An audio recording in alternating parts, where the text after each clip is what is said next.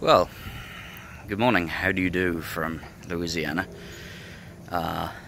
Here is something of a rather unedited, shaky, terrible rundown, walk-around view of 1951 Pontiac Chieftain. Car in question, hiding over my shoulder right here. Let me grab a hold of that. A little bit better. So it has all of the important things, like him. He doesn't light up at the moment. Gonna fix that. Lots of chrome, which appears to be leaking rusty water, which is good. Horrible moon eyes caps, and yes, it has been lowered. I couldn't see very easily when it was at the lot, but yes, it has been lowered. Probably about 2 inches all round. Paint by Stevie Wonder. It does have a couple of foibles, like the glass is cracked on the back, but overall it's actually not too bad. It really isn't. I mean, obviously we've got a little bit of rot hiding in the flitch panel right there. That's somebody else's license plate. I have no idea who it's for. It needs to go back to the DMV. A couple of scratches, and I am going to be applying for lack appeal of the century, because that's horrible. So inside the back, the wings open up. How about that for a door?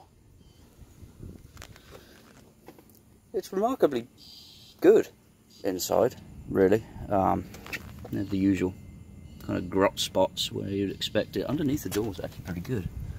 It's not actually that bad. And I've just leaned on the keys and I've started the wife's car up. Turn that off. Yes, it's a wonderful shade of not quite blue. Haven't figured that one out yet. I think things like the windows actually work.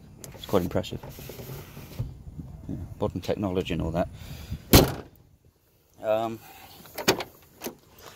Inside the front, the driver's door is in quite sorry state. There's a fair bit of rust sitting around down the bottom, and I have no idea what's going on here, but that's all bent out of shape. Top of the door. Somebody has leaned very, very hard on the horn push at some point. It's not straight anymore. So I have to see if I can get a replacement for that. I'm not sure if this here is the original blue that was meant to be on the top of the car, because it has been painted over and there's some signs of some different colour blues here. I mean, the whole car is a weird colour. I think, looking at it, this is the original shade for the interior, at least.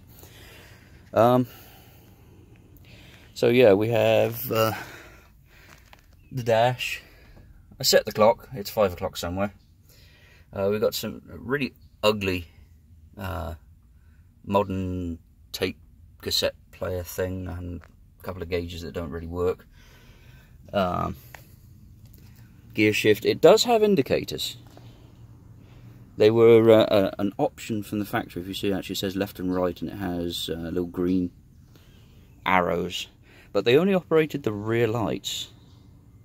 The front lights are parking lights only. So naturally they don't work anyway. But not much on this car actually does. There's enough jabber about things like that. Oh, with the exception of the fact that the body is proudly made by Fisher. If you can see that, it's a badge. Up front, of which there is quite a lot of front. Make noises like that whilst opening it up. It doesn't really open up very far, but there's a couple of springs at the back which go all the way down to the frame. I've just thrown the battery in from the Renault. It doesn't actually fit. Neither does the alternator or any of the wiring. It doesn't have the top off of the carburetor. There's one of my neighbours going off down the street. The wiring is had it, in short, but yes.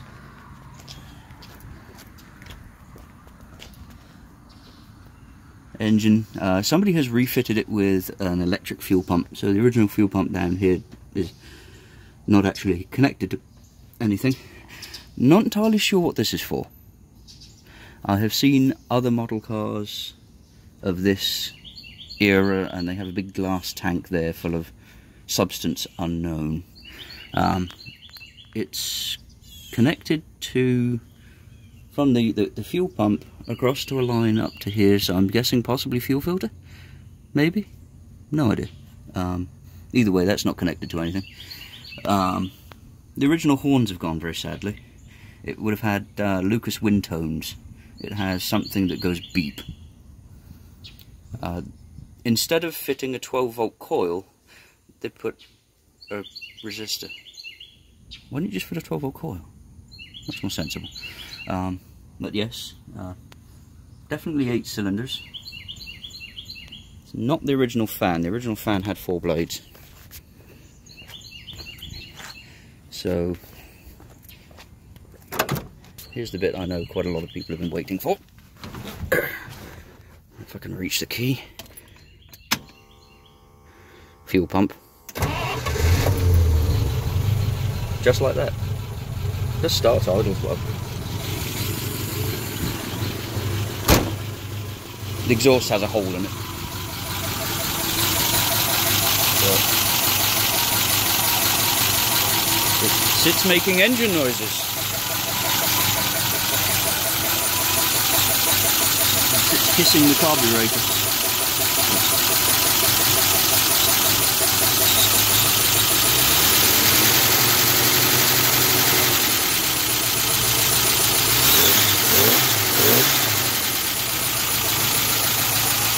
Makes a nice noise. Around the back end it makes noises like this.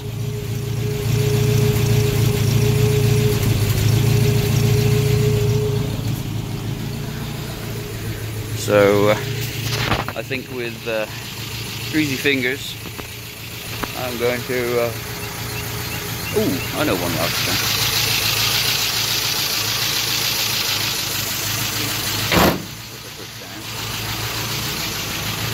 I was quite impressed by this. So, on the brakes, of which there's significant travel, that's into drive. And even with the brakes on.